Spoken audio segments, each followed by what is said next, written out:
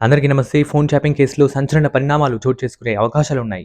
ఈ కేసులో తెలంగాణ ప్రభుత్వం ఏర్పాటు చేసినటువంటి 9 మంది పోలీసు ఉన్నతాధికారులతో హైదరాబాద్ కమిషనర్ వీసీ సజ్జనర్ ఆధ్వర్యంలో ఏర్పాటు చేసినటువంటి సిట్ విచారణను జెట్ స్పీడ్‌తో ప్రారంభించింది. ఇక ఇందులో భాగంగా ప్రధాన నిందితుడైనటువంటి మాజీ ఎస్‌బీఐ చీఫ్ ప్రభాకర్ రావు ఇచ్చినటువంటి స్టేట్‌మెంట్ కావచ్చు, ఎఫ్ఎస్ఎల్ ఇచ్చినటువంటి డేటా ఆధారంగా కొత్తగా ఏర్పడినటువంటి సిట్ తొలిసారి మాజీ సీఎం కేసీఆర్, మాజీ మంత్రి హరీష్ రావులను నోటీసులు ఇవ్వబోతున్నట్లుగా తెలుస్తోంది. ఫోన్ ట్యాపింగ్ ఎవరి కోసం చేశారు? ఎవరి ఆదేశాల మేరకు చేశారన్నటువంటి దానిపై సిట్ ప్రధానంగా ఫోకస్ పెట్టింది. ఈ నేపథ్యంలోనే కేసీఆర్, హరీష్ రావును విచారణకు పిలవాలని చెప్పేసి యోచిస్తున్నట్లుగా సమాచారం.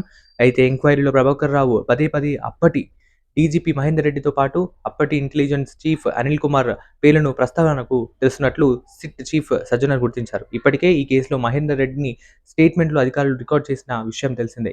ఈ నెలాఖరులో జరగబోయేటువంటి అసెంబ్లీ సమావేశాల అనంతరం ఫోన్ ట్యాపింగ్ కేసులో ఊహించని పరిణామాలు చోటు చేసుకున్నటువంటి అవకాశం ఉన్నట్లుగా తెలుస్తోంది.